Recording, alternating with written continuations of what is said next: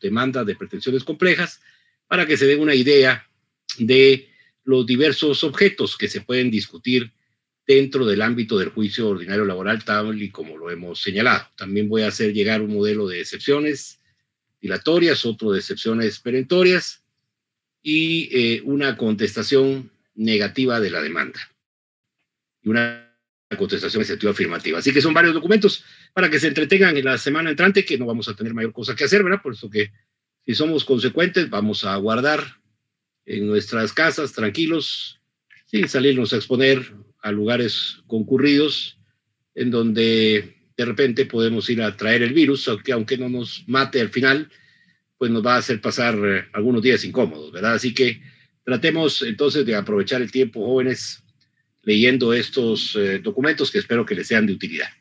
Muy bien, estábamos en las excepciones perentorias. Licenciado, buenas tardes. Sí, adelante. Perdone, mire, en el tercer párrafo del artículo 343, cabal dice, las excepciones perentorias y las nacidas con posterioridad a la contestación se resolverán en sentencia. Eso quiere decir de que al final llegaría tal vez a una tercera audiencia el juicio y hasta ahí lo resolverían, ¿o a qué se refiere, licenciado? No, se refiere a que nos estamos adelantando en primer lugar, pero para responder su pregunta, se refiere a que se resuelven en la sentencia juntamente con el asunto principal. A eso se refiere ese párrafo que usted acaba de leer. A lo que se refiere es al momento en que se van a resolver ambas clases de excepciones, las nacidas con posterioridad a la contestación de la demanda y las perentorias. Eso es lo que usted acaba de leer. No se refiere a ninguna otra cosa. El momento en que se recibe la prueba de estas es otro tema, pero por eso tenemos que verlo hoy. Yo preferiría aquí explicarlo y en ese momento en que yo termine de explicarlo, si tiene alguna duda, lo volvemos a retomar.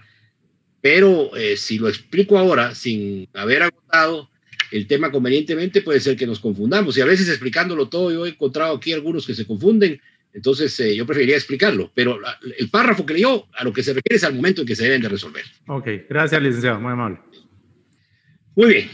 Entonces, las excepciones perentorias relacionadas con las dilatorias que ya vimos tienen pues elementos distintivos bastante claros y grandes, ¿verdad? No hay distancias grandes entre una y otra, porque estas excepciones perentorias, como bien lo dice esta diapositiva, no procuran la depuración de los elementos formales del juicio. Es decir, no intentan atacar la forma de la demanda, sino intentan atacar, en todo caso, el fondo de lo expuesto en las pretensiones de la demanda por el actor. O sea, dicho en otras palabras, lo que van a buscar las excepciones perentorias es desvirtuar la existencia del derecho expuesto por el actor como pretensión, que es lo que precisamente sirve de base a su reclamo en la demanda, o van a perseguir también extinguir el derecho que reclama, ¿verdad? Alegando que este o ha sido cumplido o que simplemente quien lo está intentando ejercer no lo posee. Entonces, como podemos advertir, aquí la situación va a ser diferente, puesto que el objeto de la excepción perentoria va a ser atacar el fondo de lo expuesto por el actor en las pretensiones que contuvo en la demanda, sobre las cuales él quiere que el juez se pronuncie. Entonces, al atacar el fondo de lo expuesto en la demanda, son excepciones que ya no buscan la depuración del proceso, obviamente, sino que buscan atacar la secuela del juicio, el resultado del proceso. Buscan descalificar las pretensiones del actor para que en la sentencia del juez, cuando la resuelva, se pronuncie declarándolas procedentes y en consecuencia enervando o inutilizando el derecho que el actor pretendió invocar en su favor. Entonces hay una diferencia enorme, ¿verdad? Esta también es una defensa del demandado, como lo es la excepción dilatoria. Pero la diferencia es que aquella solo busca depurar el proceso, la forma de la demanda y continuar con el juicio. No busca afectar el fondo del proceso. Mientras tanto, estas defensas sí buscan afectar el fondo del proceso y por eso atacan las pretensiones expuestas por el actor en la demanda y buscan o que se declare la inexistencia del derecho que reclama o que se declare la extinción del derecho porque lo que está reclamando ya no le corresponde. Es decir, que son abismalmente diferentes. Ahora, hay algunas cosas, y por eso dice aquí Cabanelas, es bueno que retomemos esto, que las excepciones perentorias no son defensas sobre el proceso, sino son defensas sobre el derecho. ¿Qué quiere decir esto? Que no atacan la forma de la demanda, sino atacan el fondo, ¿verdad? Por eso dice, no son defensas sobre el proceso, sino son defensas, en todo caso, sobre el derecho. En algunos casos, como lo vamos a ver en las características en un momento, estas excepciones toman su nombre de hechos extintivos de las obligaciones en los asuntos de diversa índole, por ejemplo, en el pago, como lo dice la de lámina, en la compensación, en la novación. En otros casos, cuando no se busca invocar un hecho extintivo para nombrar la excepción, entonces se toman su nombre de alguna circunstancia que tenga que ver con el nacimiento de la obligación o que invoque un hecho extintivo también de la obligación. Por ejemplo, el dolo, la fuerza, el error, son hechos que pueden extinguir la obligación que se invoca como derecho reclamado dentro de la demanda. Y si no se tratara ni de que su nombre, mejor dicho, se recoja de hechos extintivos o de situaciones relacionadas con cuestionar la existencia o el nacimiento de la obligación, entonces simplemente van a tomar su nombre, como lo dice la tercera situación que se relaciona en el segundo párrafo de esta diapositiva, van a tomar su nombre de invocar la inexactitud de los hechos o la inexistencia de la obligación por otros motivos, el motivo que corresponda. Con esto lo que quiero decir es que, como ustedes ya lo van a ver, estas excepciones son innominadas como regla general, es decir, no tienen nombre, contrario también a lo que es las dilatorias tienen nombre. Aquí estas, ninguna tiene nombre, determinado así en la ley. El nombre se lo vamos a dar nosotros. Y el nombre va a depender del hecho que querramos invocar como punto de derecho para descalificar las pretensiones del actor. Ahí podemos invocar un hecho extintivo o un hecho que cuestione el nacimiento de la obligación por vicios que pueda haber tenido la obligación, o simplemente invocar cualquier otro hecho relacionado con inexactitud o con inexistencia de la obligación que se invoca. Esos son los puntos de donde vamos a tomar el nombre de las excepciones, porque el nombre de las excepciones perentorias se lo vamos a dar nosotros. Como abogados, como técnicos en derecho, a cargo de la asesoría del demandado, somos nosotros los que vamos a concebir cómo se va a llamar el ejercicio de esta defensa que en carácter de excepción perentoria vamos a promover en contra de la demanda promovida por el actor. Nótese que aquí, en este caso en particular, estamos hablando de abogados, pero abogados asesores de empleadores, porque normalmente los demandados, en el 95%, si no más, de los juicios ordinarios laborales que veamos en los tribunales van a ser los patronos. Entonces nos vamos a convertir, en este momento, al ver el tema de las excepciones, estamos en la posición de abogados del patrono. Y es al patrono, o con el patrono con el que vamos a coadyuvar en el planteamiento de estas defensas. Entonces somos los abogados los que vamos, en este caso, que la defensa no tiene nombre determinado en la ley, somos nosotros los que vamos a determinar el nombre que le vamos a dar, en dependencia de lo que querramos cuestionar, de las pretensiones expuestas por el actor en la demanda, de lo que busca el actor en la declaración de fondo del juicio. Depende de lo que queramos cuestionar, así es el nombre que le vamos a dar a esta excepción. Por ejemplo, supongamos que alguien presentó una demanda, un servidor público, ex servidor público que ha sido despedido injustificadamente, presenta una demanda por despido injustificado y, entre otras cosas, demanda el pago de su indemnización por tiempo de servicio una vez se declare la injustificación de su despido, y reclama que el cálculo de esta indemnización, en el caso de declararse procedente su demanda, equivalga a un mes de salario por cada año de servicios prestados. Y sobre esa base, como sus servicios prestados corresponden a 30 años, reclama 30 meses en concepto de indemnización por tiempo servido. El juzgado admite para su trámite esa demanda, se señala día y hora para la primera comparecencia de las partes al juicio oral, y llegado el día de la audiencia, comparece el demandado a contestar la demanda, contesta, no presenta excepciones dilatorias, contesta la demanda, y ahí, como ya lo vamos a ver, que es la oportunidad para presentar las excepciones conjuntamente con la contestación de la demanda, ahí interpone una excepción perentoria de inexistencia del actor para reclamar el pago de una indemnización tiempo ilimitado de servicio. Y presenta una segunda relacionada con inconstitucionalidad de la pretensión del actor de obtener el pago de una indemnización por tiempo de servicio en forma contraria a como lo establece el artículo 110 de la Constitución Política de la República. Ahí ya presentó dos excepciones perentorias y el nombre se los dio el abogado.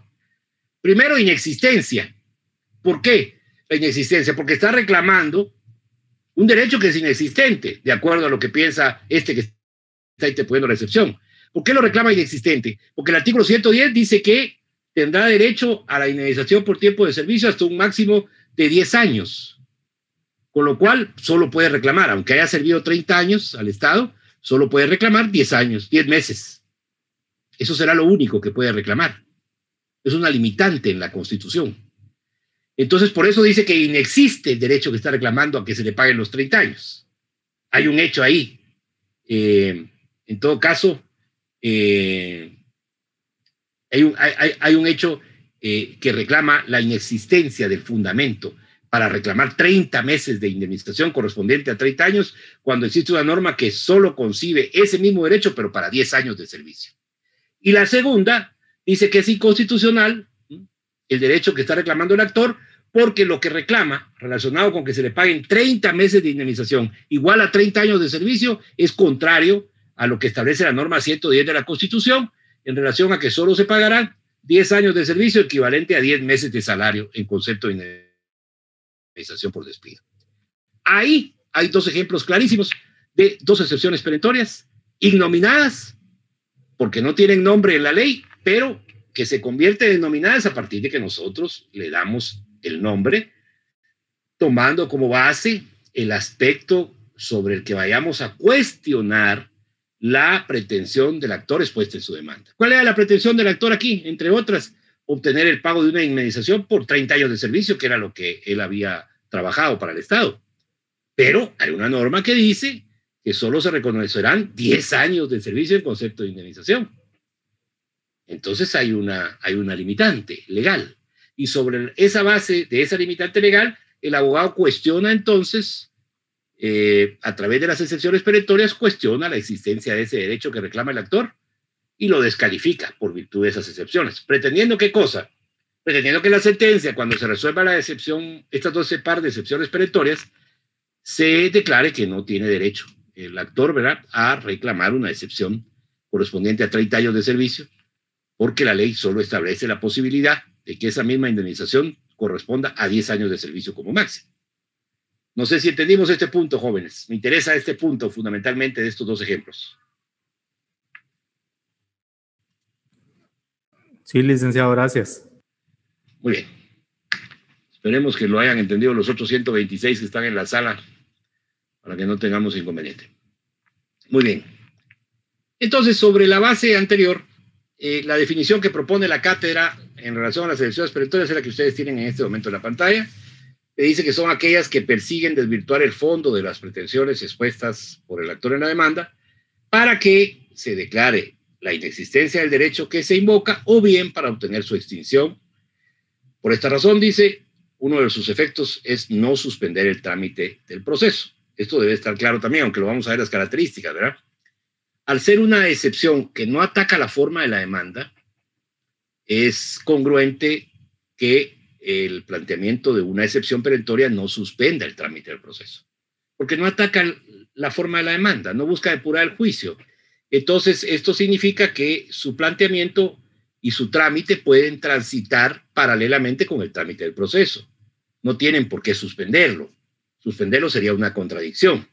Entonces, estas excepciones transitarán paralelamente o conjuntamente con el trámite del proceso, porque al final, como ya lo pudimos advertir de la parte introductoria que explicaba hace unos minutos, se resuelven en la secuela del juicio, en la misma sentencia en la que se va a resolver el asunto principal, se van a resolver estas excepciones.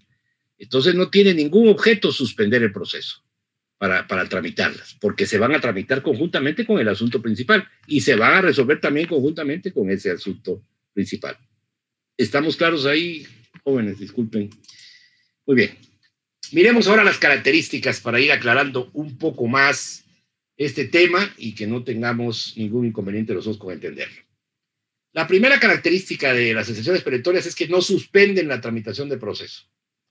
Y por ello, como ya lo dije, se tramitan en la pieza principal del juicio.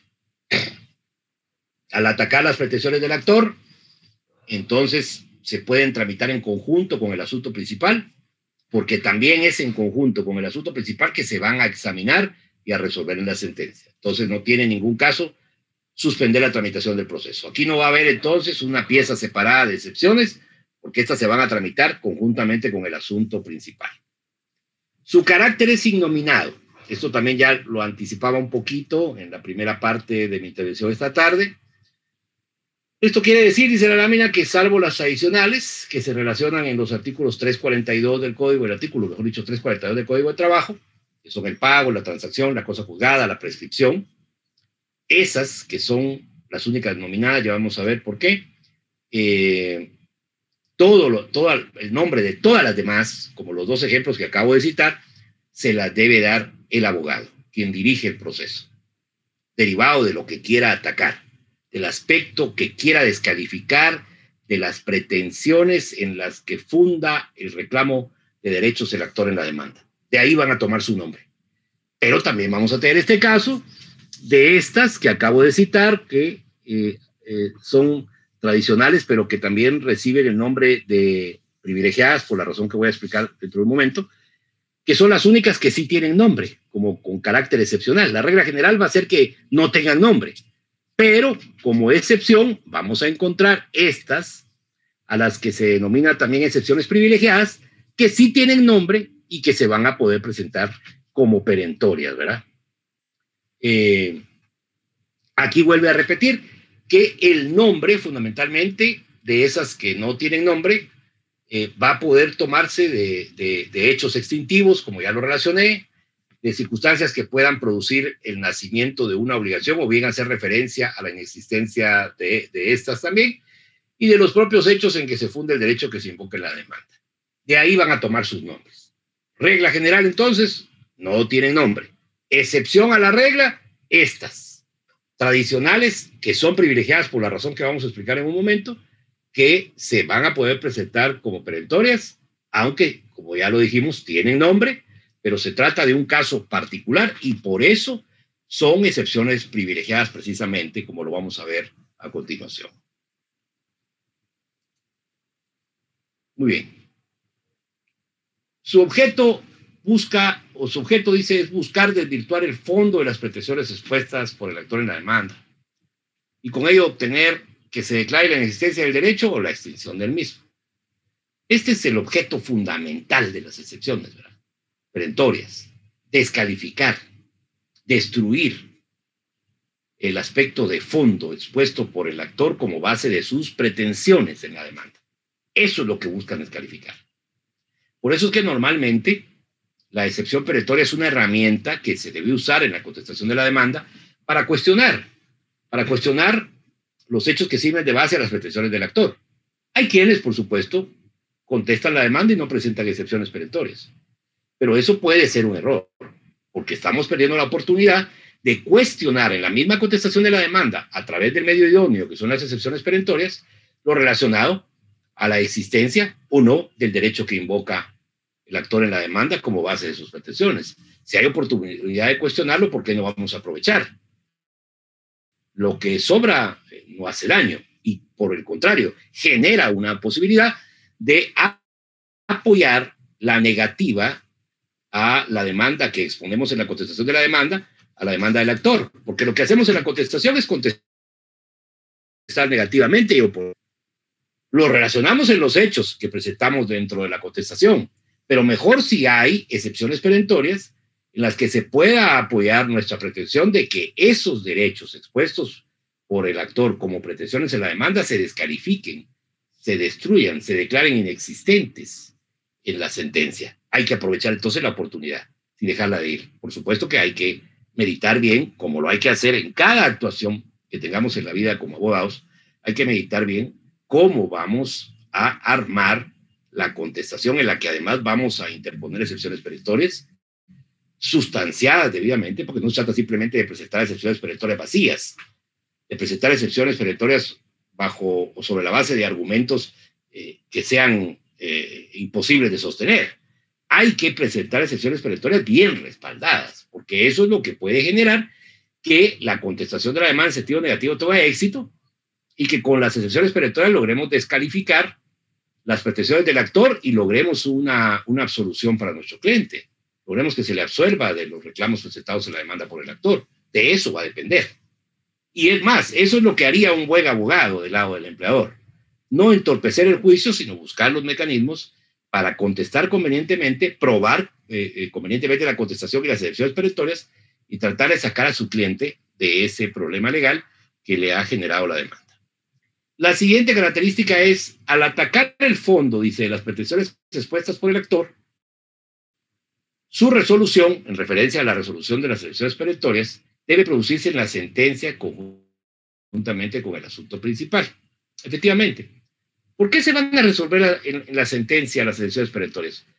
Porque atacan el asunto principal. Y al atacar el asunto principal, como lo es el tema relacionado a las pretensiones, como ya se dijo, expuestas por el actor en la demanda, su pronunciamiento no puede ser anterior al asunto principal. Debe producirse necesariamente en la sentencia, en donde el juez va a hacer la valoración de todos los aspectos que fueron sujetos de juicio, y ahí mismo, en esa valoración que hace, en relación a si procede o no el reclamo presentado por el autor de la demanda, valorará también lo relacionado a si las defensas presentadas como excepciones perentorias efectivamente tenían asidero legal y deben de ser declaradas o no procedentes. En todo caso, al atacar el fondo del juicio, así es como se explica, al atacar el fondo del juicio, las excepciones perentorias deben resolverse necesariamente en la sentencia, no pueden resolverse antes. La siguiente característica dice, la resolución en la que se resuelven estas excepciones, que es precisamente la sentencia, como ya se dijo, es apelable, tanto en relación al asunto principal como en relación a las excepciones perentorias. Ahora, es apelable la resolución que se dicta en relación a las excepciones en primera instancia, ¿verdad? Porque todos los juicios en Guatemala, de acuerdo con el artículo 211 de la Constitución, todos los juicios tienen dos instancias en la jurisdicción ordinaria, no más. Entonces ya en la segunda instancia ya no hay apelación de la sentencia de segundo grado. La sentencia que es apelable es la de primera instancia. Entonces aquí la resolución que en primera instancia resuelve las excepciones perentorias, o sea, la sentencia de primer grado, esa va a ser apelable, por supuesto. Ahí cuando apelamos la sentencia también apelamos lo resuelto en relación a las excepciones perentorias, ¿verdad? Si nos fue desfavorable, obviamente estamos apelando la sentencia. Quiere decir que la sentencia no fue favorable a nuestro cliente, entonces tenemos que apelar la sentencia y también tenemos que apelar lo resuelto en relación a las excepciones perentorias. ¿Estamos claros?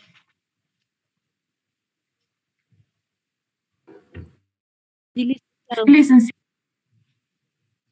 Muy bien, ahora refirámonos al trámite de las excepciones perentorias.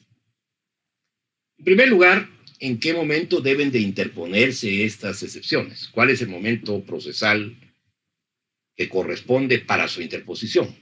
Bueno, de acuerdo con el carácter concentrado del juicio, que ya aprendimos cuando vimos los principios que ilustran la existencia del juicio ordinario laboral, las excepciones perentorias deben de interponerse dentro de la primera audiencia a juicio oral conjuntamente con la contestación de la demanda.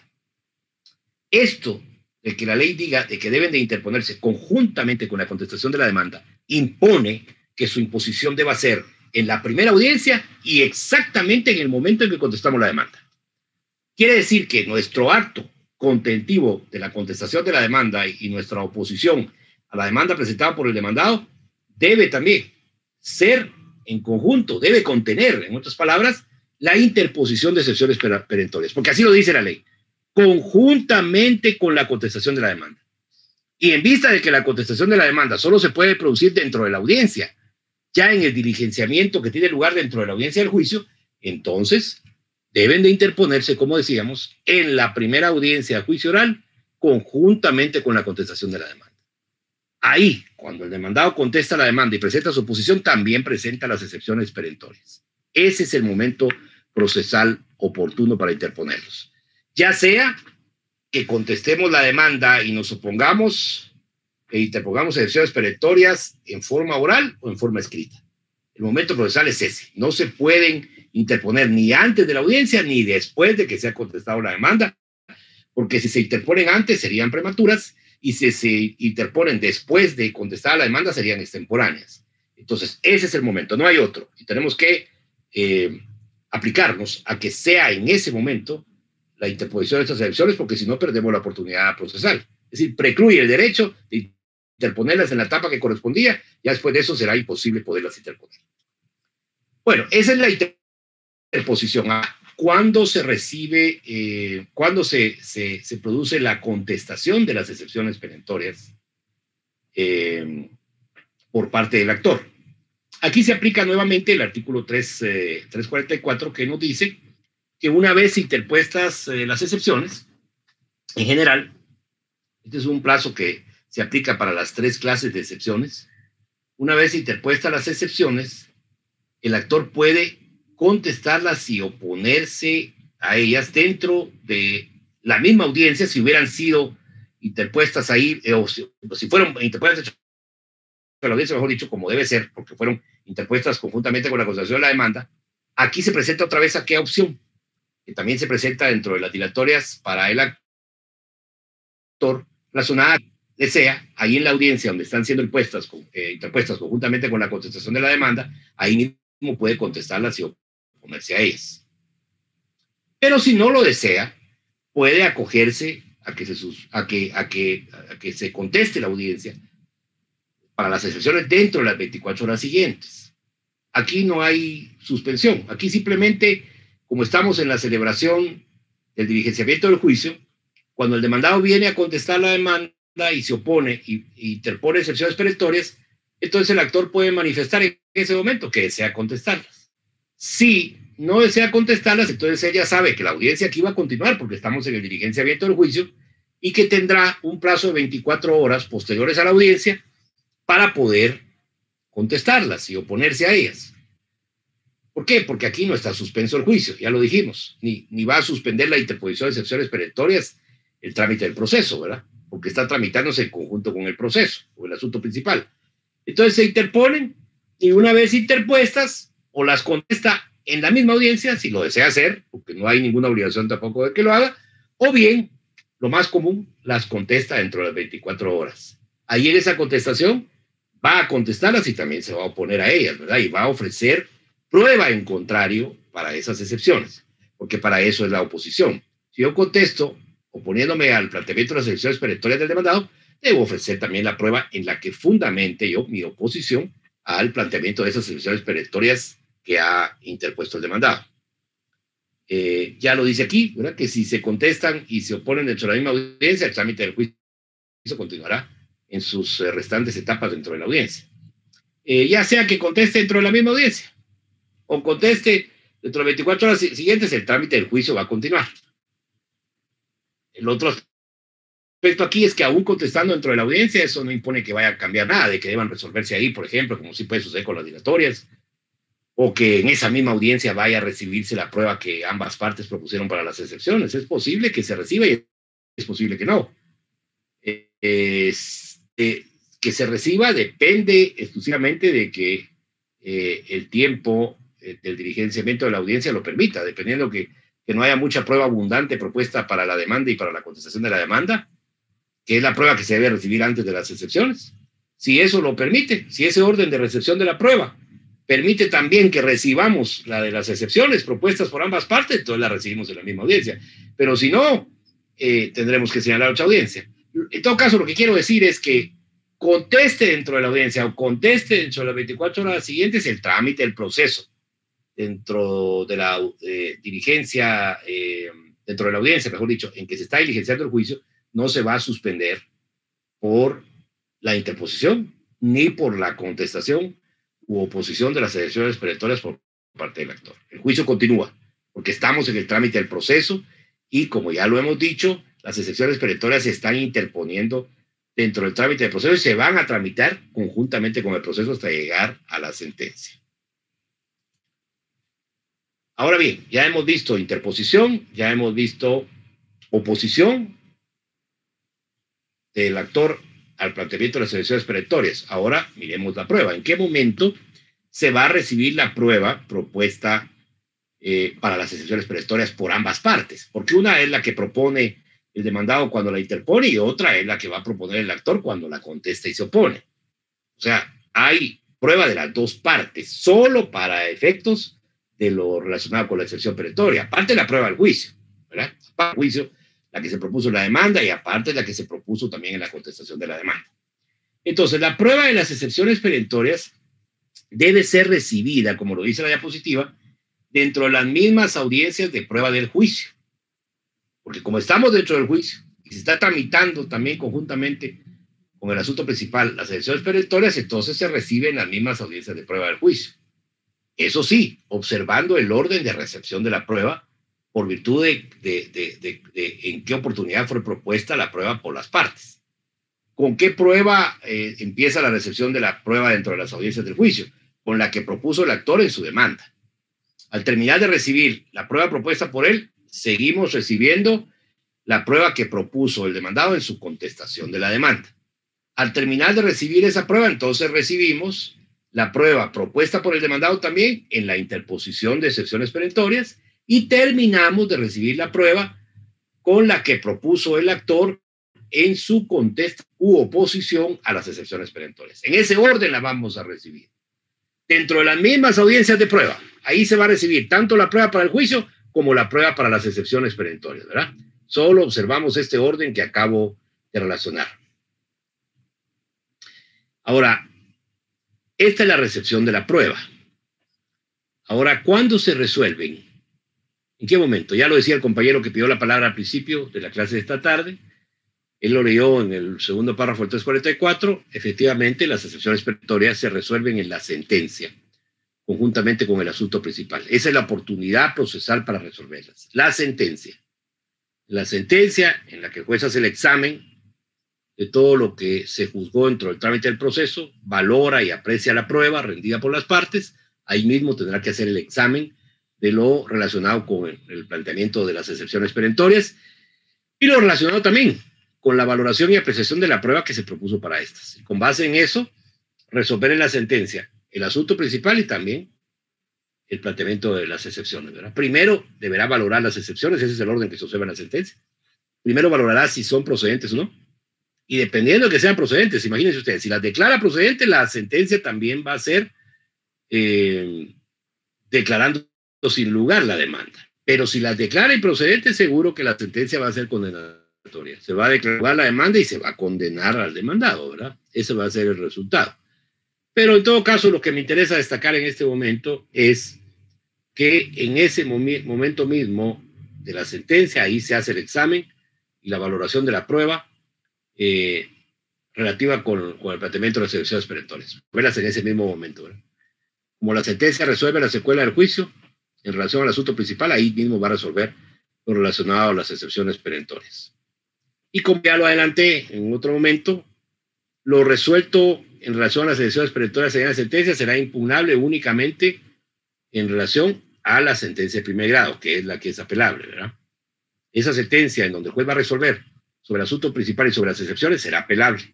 Esa es la única que va a ser apelable, porque ya la sentencia que dicte la sala de la Corte de Apelaciones, en tribunal de segundo grado, esa ya no es susceptible de apelación, porque como ya lo decíamos, solo 2 instancias existen en la jurisdicción ordinaria en Guatemala, y entonces después de la segunda instancia ya no hay apelación, porque ya no existe otra instancia que examine lo resuelto por la segunda instancia en el trámite de los procesos aquí en Guatemala, con lo cual será apelable la sentencia de primera instancia en donde se contenga el pronunciamiento en relación a la demanda y la contestación de la demanda y en relación a las excepciones, ¿verdad? Esa será apelable. Cuando apelemos la sentencia, también apelaremos, obviamente, lo resuelto en relación a las excepciones perentorias.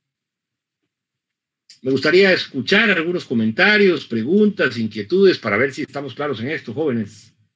Es un tema en particular importante y el que he advertido que pocos dominaban aquí. Algunos ni se acordaban de qué eran las excepciones.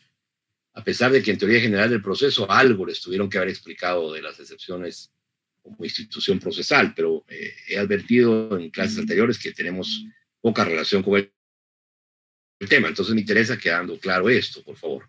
No sé si hay dudas. Licenciado, buenas tardes. Yo me perdí en eso de la prueba. ¿Cuál prueba? Sí, cuando dice que primero se da la prueba del actor y luego la prueba. Y ahí me perdí, no entendí. Es que mire, hay dos cosas bien importantes para entender esto. Hay que tener mucha concentración porque la plataforma, lo que más demanda la plataforma en este ejercicio que por emergencia tenemos que hacer es que de verdad estemos muy atentos al hilo de la explicación, porque no es como en la clase presencial, en donde estamos todos en el aula y es más fácil ahí advertir la recepción de conocimiento que aquí en la plataforma. Aquí en la plataforma cualquier descuido nos hace perdernos.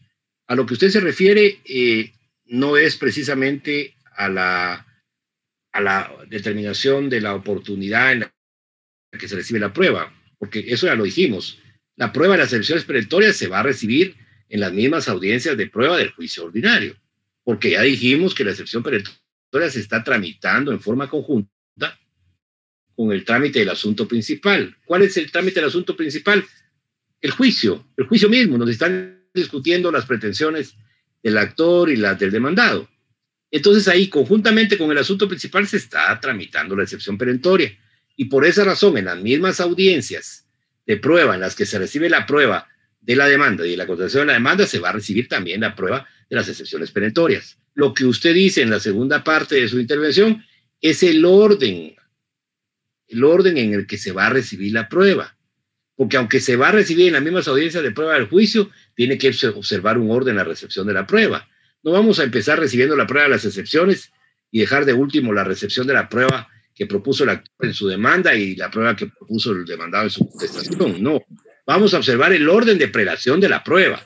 La primera prueba que se va a recibir es la que propuso el actor en su demanda. Muy bien. La segunda es la que propuso el demandado en su contestación de la demanda. Al terminar de recibir esa prueba en ese orden, entonces empezamos a recibir la que se propuso para las excepciones. ¿Cuál sería la primera que se resuelve de esa que se propuso para las excepciones? La que propuso el demandado, porque él fue el interponente de la excepción. Y vamos a terminar con la recepción de la prueba que propuso el actor en relación a su oposición a las excepciones perentorias presentadas por el demandado. Ese es el orden de prelación de la recepción de la prueba.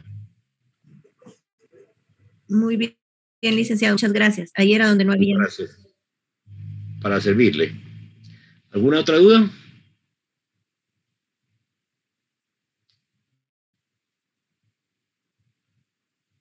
Bueno, sigamos pues. Quiere decir que 151 de los 152 que estamos aquí en la plataforma están con todo clarísimo. Por eso no preguntan. Y eso, menos mal, pues nos faltan 100 estudiantes. Supuestamente aquí en esta sección hay 280 y hoy hay solo 151. En mi caso, licenciado, yo sí le estoy entendiendo. La verdad que sí, el ejemplo que dio fue muy ilustrativo. Por lo menos en mi caso personal no intervengo porque dejo el espacio para aquellos que tal vez tengan una duda, pero yo por lo menos le estoy entendiendo y me imagino que otros compañeros han de estar en la misma situación. Muchas gracias, Eben, y pidámosle a Dios que eso sea, yo por el bien de todos, porque no quiero parecer yo letánico, ¿verdad? Letánico viene de letanía. No quiero parecer un viejo que repite y repite y repite la misma interrogante. Lo que quiero manifestar es mi preocupación de que esté entendiéndose lo que estamos explicando, porque este tema, como todo el curso, requiere de una responsabilidad, inicialmente de mi parte, para enseñarlo correctamente, y de otra responsabilidad también de los estudiantes, para tratar de entenderlo y aprenderlo, y si no, discutirlo aquí en clase. Por una sencilla razón. Primero, porque si no lo aprendemos bien, el primer problema lo podemos tener en el examen parcial. El segundo problema, si no lo aprendemos bien, lo tenemos en el examen privado. Y el tercer problema, si logramos pasar el el parcial y el privado sin haberlo aprendido bien, es que cuando seamos abogados no vamos a poder ejercer. Entonces, lo que no quisiera yo es que nadie se vaya de aquí sin entender las cosas como son. Esa es mi preocupación. Créame que si yo fuera alguien más cómodo, como muchos que creo que hay, igual me daría, entiendan o no entiendan, pero esa no es mi responsabilidad aquí. Mi responsabilidad es velar porque los alumnos entiendan. Se le agradece, licenciado, muy amable, la verdad que sí. Estoy muy preocupado, le digo, con esto cierro, de ver que hay un nivel bastante decreciente en algunos de nuestros alumnos. Y eso no me parece halagüeño si queremos seguir teniendo algún liderazgo a nivel nacional, porque por eso es que a San Carlos se le cuestiona tanto, porque hemos producido profesionales competentes que asisten en las áreas en donde más lo necesita la sociedad. Pero si empezamos a decrecer, ya los profesionales de San Carlos no van a ser cotizados como han sido hasta el momento, por mucho por encima de varias de las universidades privadas que tienen todos los medios a su alcance para poder generar tal vez procesos de aprendizaje mejores que los nuestros, si tomamos en cuenta los medios de los que disponen. Pero aún con todo y eso, San Carlos, en medio de los esfuerzos que ha tenido que hacer, ha generado profesionales valiosos. Entonces, lo que no quisiera yo es que el conocimiento se empiece a degradar. Así que a eso obedece mi pregunta, no es a extenuarlos con estarles preguntando lo mismo. Muy bien, veamos ahora las excepciones nacidas con posterioridad a la contestación de la demanda. Estas son la última clase de excepciones de las 3 que encontramos dentro del trámite del procedimiento ordinario. 3 clasificaciones tenemos: las dilatorias, que ya las vimos, y las perentorias que acabamos de terminar de ver. Y ahora las nacidas con posterioridad a la contestación de la demanda, con lo cual vamos a cerrar la clase esta tarde. Estas, al igual que las perentorias, persiguen también atacar el fondo de lo expuesto por el actor en su demanda en relación a las pretensiones sobre las que ha sustentado su demanda o al reclamo de los derechos en los que se constituyen esas mismas pretensiones. Es decir que, al igual que las perentorias, busca descalificar el derecho invocado para tratarlo o para tratar de buscar que se declare en la sentencia extinguido o inexistente, ¿verdad? Ese es el propósito también de la excepción perentoria. Es otra defensa para atacar el fondo de lo expuesto por el actor dentro del juicio. En eso coincide con las perentorias. Ahora, hay algunas diferencias con las perentorias, a pesar de estas coincidencias que acabo de señalar, hay algunas diferencias que es importante señalar. Primero, la especial importancia que revisten derivado de su amplia oportunidad para interponerse. Estas excepciones se pueden interponer durante un amplio trayecto del juicio. A partir de la contestación de la demanda y hasta antes de contestarse sentencia, incluso la de segunda instancia, es oportunidad para interponerlas. Con lo cual tenemos prácticamente, una vez contestada la demanda, tenemos el resto del juicio en primera y segunda instancia para poderlas interponer. Es una oportunidad procesal amplia para interponerla. Bastante amplia, diría yo. Entonces, esa es la primera gran diferencia, ¿verdad? Que tenemos prácticamente todo el trámite del juicio para poder interponerlas. Esa es la primera diferencia con las perentorias. Hay otro aspecto relevante, que es que constituyen el único medio, esto es, por favor, el único medio posible de revertir los efectos de una sentencia dictada por rebeldía o por confesión ficta del demandado. ¿Se acuerdan cuando hablamos de los efectos gravosos que para el demandado tiene tanto la sentencia por rebeldía y más, por supuesto, la sentencia por confesión ficta?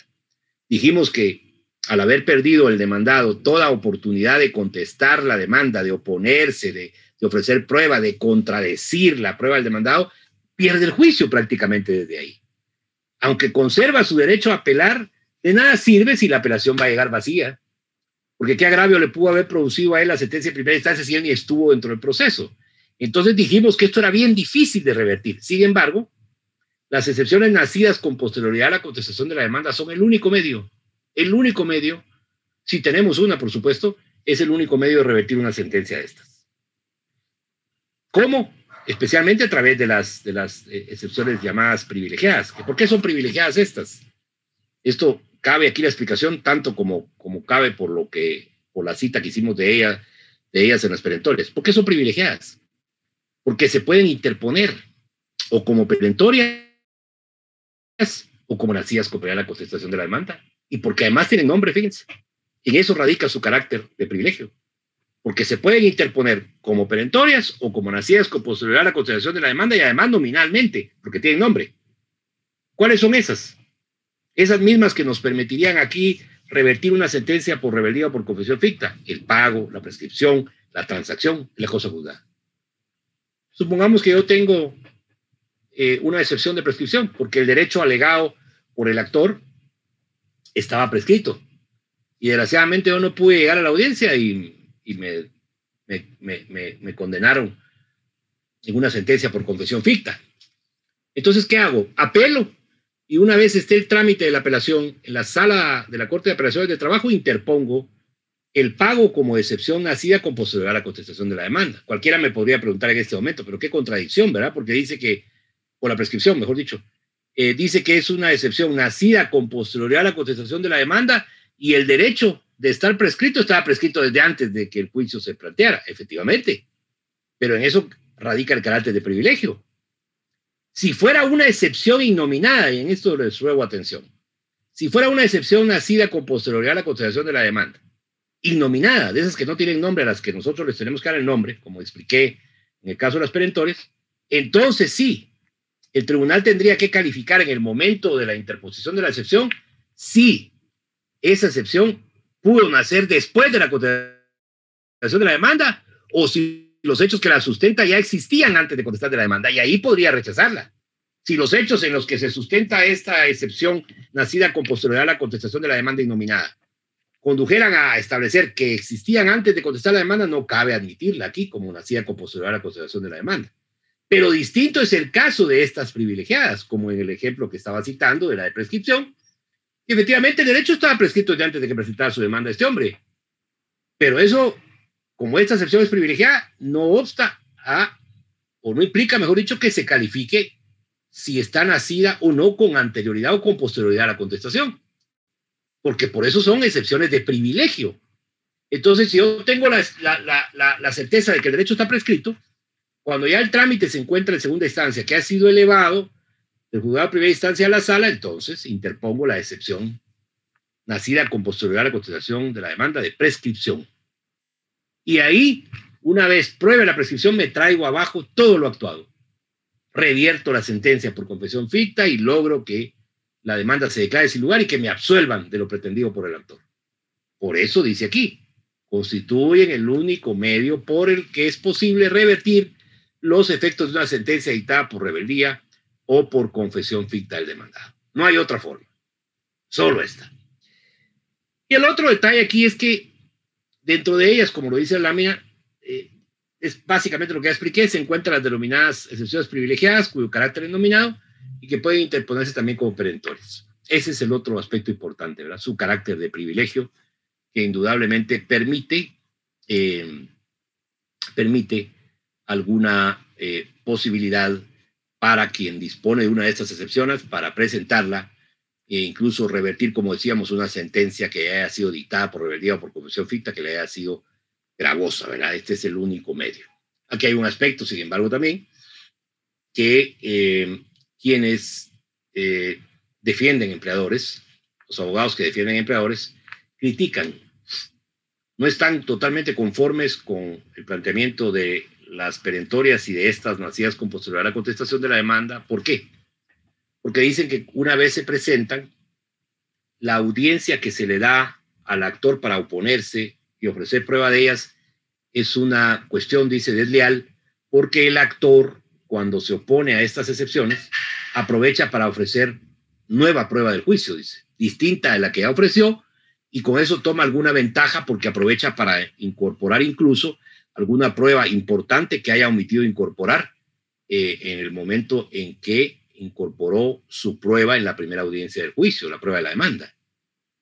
Y eso puede ser relativamente cierto. La verdad es que la posibilidad que para el actor tiene el poderse oponer a estas excepciones, ya sea en la audiencia o dentro de las 24 horas siguientes y ofrecer prueba en ellas, puede presentar la posibilidad de incorporar alguna prueba importante que no la hubiera incorporado en aquel momento y que aquí, aprovechando esta oportunidad de ofrecer prueba, cuando contesta las excepciones nacidas con posterioridad a la consideración de la demanda, se le da. pero eso así está previsto. Es muy difícil que el juez pueda advertir que la prueba ofrecida para las excepciones sea una prueba adicional a la ofrecida en el juicio para tomar ventaja en relación al asunto principal. Porque la prueba que se ofrece aquí, relativa a las excepciones, para contradecir, mejor dicho, la interposición de excepciones nacidas con posterioridad a la consideración de la demanda, debe ser prueba relacionada con los hechos que sirvieron de base a la interposición de la excepción. Ahora, eso solo podría fallar si los hechos que sirvieron de base a la interposición de la excepción son los mismos, ¿verdad?, de la contestación de la demanda, o los mismos de la demanda. Entonces, obviamente, pues, ahí va a ofrecer prueba el actor cuando se oponga a estas excepciones que le va a servir para contradecir la excepción, pero le va a servir también para el juicio, evidentemente. Evidentemente. Con ese aspecto no están conformes muchos abogados de empleadores que dicen que sus clientes ahí están en desventaja ante esa nueva oportunidad de prueba que tiene el actor cuando contesta estas excepciones. Muy bien. Las características, pues, de estas excepciones. La primera de ellas, como ya lo dijimos, es que no suspende la tramitación del proceso y por ello se tramita en la pieza principal del juicio. Es igual que las perentorias. Como atacan el fondo de lo expuesto por el actor en relación a sus pretensiones en la demanda, entonces se van a tramitar juntamente con el asunto principal dentro del trámite del juicio. Su carácter como regla general, como ya lo advertíamos también, es innominado. Deben de no tener nombre la casi totalidad de ellas. Aunque las tradicionales, que son las mismas privilegiadas de las que hablé, el pago, la prescripción, la cosa juzgada, la transacción, pueden interponerse por ese mismo carácter de privilegiadas, también como nacidas con posterioridad a la consideración de la demanda, aunque tengan el nombre, ¿verdad? Así lo dispone el 342 del Código de Trabajo. La tercera característica es que por su carácter innominado, el nombre de cada una de estas excepciones nacidas con posterioridad a la contestación de la demanda toman del aspecto o aspectos que se busque desvirtuar su nombre. Así, como ya lo dijimos también en las perentorias, pueden tomar su nombre de hechos extintivos, de circunstancias que puedan producir el nacimiento de una obligación o bien hacer referencia a la inexistencia de esta obligación, y de los propios principios o los propios hechos, mejor dicho, sobre los que el demandado ha hecho descansar su demanda. De ahí van a tomar su nombre, tal y como cité en los dos ejemplos que ya señalé en las perentorias. Aquí, de igual forma, esas serán las bases para poder determinar qué nombre le vamos a dar, a menos que usemos una privilegiada, ¿verdad? A menos que usemos una privilegiada, como estas que están aquí señaladas, el pago, la prescripción, en donde ya citamos incluso un ejemplo, la cosa juzgada, la transacción. Aquí puede ser exactamente lo mismo. Puede ser que supongamos que hay una transacción después de que se ha celebrado, la audiencia en la que se contestó la demanda. Hay una transacción entre actor y demandado y entonces se presenta como excepción, aprovechando que se transó sobre el fondo del juicio y que ya no tiene objeto esto, pero ya no puede, porque por alguna razón no quiere presentar el desistimiento de la demanda del actor, entonces se puede presentar la transacción como una excepción nacida con posterioridad a la consideración de la demanda en la primera instancia todavía, antes de dictarse la sentencia. Lo normal es que estas excepciones, como ya lo dije, privilegiadas se presenten en la segunda instancia, antes de dictar sentencia, pero de segunda instancia. Y especialmente en esos casos en donde se ha sido condenado por rebeldía o por confesión ficta. Porque ahí es donde no ha habido oportunidad de hacerlas valer en la audiencia, ¿verdad? No sé si estamos claros. Sigamos con las características. Dice, su objeto es buscar, desvirtuar, como ya lo debemos de tener claro a estas alturas, el fondo de las pretensiones expuestas por el actor en la demanda, y con ello obtener que se declare la inexistencia del derecho o la extinción del mismo. Al atacar el fondo de las pretensiones expuestas por el actor, se tramita en el asunto principal y por su resolución debe producirse en la sentencia. Esto ya lo explicamos también en las perentorias, relacionado a que resulta congruente con que si atacan el fondo de lo expuesto por el actor en la demanda relativo a sus pretensiones y derechos, y se juzgan paralelamente también dentro del trámite del juicio, el pronunciamiento sobre ella deba hacerse necesariamente la sentencia, porque es ahí donde se va a juzgar también el asunto principal. Y si ellas transitan en su trámite con el asunto principal, deben también de resolverse con el asunto principal. ¿Y en qué momento se resuelve el asunto principal? En la sentencia, ¿verdad? A eso obedece. Como ya lo advertimos en las perentorias, la resolución de primera instancia que se debe dictar en el tema de estas excepciones nacidas con posterioridad a la consideración de la demanda, que es la sentencia de primera instancia, es apelable, por supuesto. Entonces, si estamos inconformes con la sentencia del juicio, obviamente estaremos también inconformes, si somos, ¿verdad?, los que asesoramos al demandado, por supuesto, estaremos también inconformes con lo resuelto en relación a las excepciones nacidas con posterioridad a la consideración de la demanda, porque seguramente se resolvieron mal. Por eso está declarándose también improcedente la contestación y se está acogiendo la demanda presentada por el actor y nos están condenando. Entonces, al apelar la sentencia, apelamos también lo resuelto en relación a las excepciones nacidas con posterioridad a la contestación de la demanda. Ese es el momento para impugnarlas. Por supuesto, contra lo que se resuelva en segunda instancia, ya en el trámite de la apelación, ahí ya no cabe ninguna impugnación, ¿verdad? Más que los recursos de aclaración y ampliación contra la sentencia de segunda instancia, pero eso ya no motiva un examen sobre el fondo, ¿verdad? Porque entonces eso supondría que existe una tercera instancia. Ya dijimos que ningún juicio en Guatemala tiene más de 2 instancias, de acuerdo al 211 de la Constitución. Muy bien, ahora el trámite para terminar en los últimos 10 minutos que nos quedan de clase. Primero, como ya dijimos, cuando hablábamos de que una de sus particularidades era el plazo amplio de su interposición, las excepciones nacidas con posterioridad a la contestación de la demanda se deben de interponer en cualquier momento posterior a la contestación de la demanda y hasta antes de dictar sentencia. Eso está claro. Después de que se ha contestado la demanda, empieza el periodo dentro del cual podemos interponerlas. ¿Cuándo termina la posibilidad de interponerlas? Hasta antes de dictar sentencia. Pero también la de segunda instancia. Quiere decir que las podemos interponer después de que se ha contestado la demanda, hasta antes de la sentencia de primera instancia, y si no las interpusimos ahí, las interponemos en segunda instancia, hasta antes de que se dicte también la sentencia de segunda instancia. Ese es el plazo para interponerlo. Una vez interpuestas, y por aplicación de lo dispuesto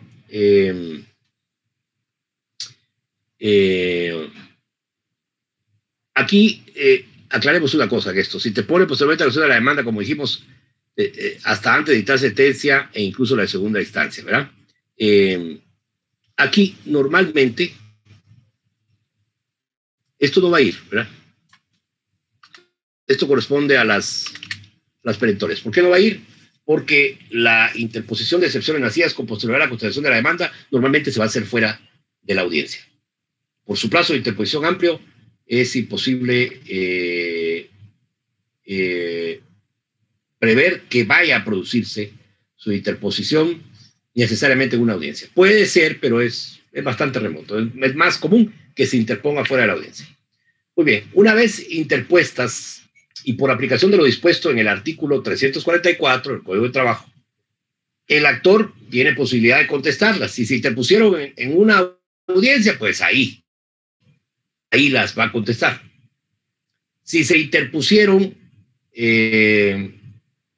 fuera de una audiencia, igualmente va a disponer del plazo de 24 horas para oponerse y contestarlas. Pero lo importante es que si hubieran interpuesto en una audiencia, las puede contestar ahí o se puede acoger a contestarlas dentro de las 24 horas siguientes.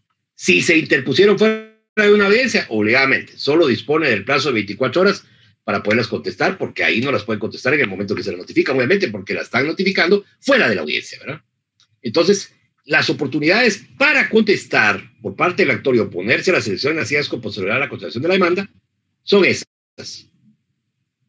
En el mismo momento posterior a su interposición, si esto se hubiera hecho dentro de una audiencia o dentro de las 24 horas siguientes. Y si su interposición, mejor dicho, se las hubieran notificado fuera de una audiencia, el juicio entonces solo van a disponer de 24 horas o del plazo de 24 horas siguientes a que se las notificaron para oponerse al planteamiento de estas excepciones nacidas con posterioridad a la contestación de la demanda.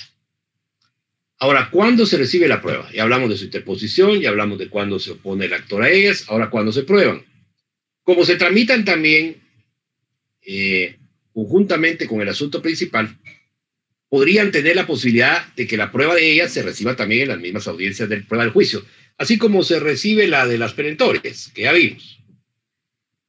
Pero si se interpusieran después de que se han agotado las únicas 3 audiencias que ya vamos a ver que tiene el juicio, cuando veamos el procedimiento de prueba dentro del juicio, vamos a ver que aparte de la primera audiencia, el juicio tiene 2 audiencias más como máximo que se van a diligenciar con el objeto de recibir la prueba. En el caso que la prueba no haya sido recibida totalmente en la primera audiencia de juicio, pueden haber 2 audiencias más. Entonces, ¿qué tal si ya se hubieran agotado las 3 audiencias de prueba dentro del juicio y viene la interposición antes de dictarse sentencia de una excepción nacida con posterioridad a la consideración de la demanda? ¿En qué momento se va a recibir la prueba ahí? Porque se tiene que recibir antes de dictarse la sentencia, obviamente, para que se pueda resolver la excepción. Entonces ahí se va a decretar un auto para mejor fallar, ya lo vamos a explicar en su momento, el auto para mejor fallar, se va a decretar con el único propósito de recibir dentro de él la prueba que las partes han propuesto para probar las excepciones nacidas con posterioridad a la contestación de la demanda. Porque ahí ya no hay audiencias de prueba, ya terminaron, como dijimos, entonces se decreta un auto con el objeto de diligenciar dentro de la prueba que ha sido propuesta por las partes para la excepción nacida con posterioridad a la contestación de la demanda. Y finalmente, el momento en que se deben de resolver, en virtud de que, como ya dijimos, se tramitan conjuntamente con el asunto principal del juicio, entonces el momento procesal en que se deben de resolver es el de la sentencia. Junto con el asunto principal del juicio, antes de entrar a valorar eso incluso, técnicamente lo que corresponde es que el juez de trabajo lo primero que valore en el momento de resolver la secuela del juicio de la sentencia es lo relacionado a las excepciones. Y después, dependiendo de si las declara o no procedentes, entre entonces ya a dictar si procede o no procede lo pretendido por el actor en su demanda. ¿Por qué primero juzgar lo relacionado a las excepciones tanto aquí como en las perentorias? Porque son las defensas, como ya lo dijimos tantas veces, que el demandado presentó pretendiendo extinguir o destruir el derecho pretendido por el actor. Entonces, primero miremos si esas defensas tienen sentido, si tienen razón, y dependiendo de eso, entonces ya haremos en la sentencia pronunciamiento sobre el asunto principal. Normalmente, como ya lo expliqué, si son declaradas procedentes las excepciones nacidas con posterioridad a la contestación de la demanda, que son las que estamos viendo ahora, o las perentorias, eso implicará que la demanda se declare sin lugar. Si se declaran procedentes, eso quiere decir que la demanda se va a declarar sin lugar y se va a absolver al demandado de las pretensiones que el actor pretendía de la demanda. Si se declaran improcedentes, entonces la demanda se va a declarar procedente en favor del actor y se va a condenar al demandado. Porque eso significaría que las defensas invocadas por el demandado simplemente no funcionaron. No sé si estamos claros, jóvenes. Claro, licenciado. Muchas gracias. Muy bien. Si no hay alguna otra pregunta, entonces solo me resta recordarles que van a recibir ya a partir de mañana los documentos de los que les hablé al principio de la clase anterior, relacionados con algunos documentos de práctica, los formatos, relacionados con demandas, con excepciones, con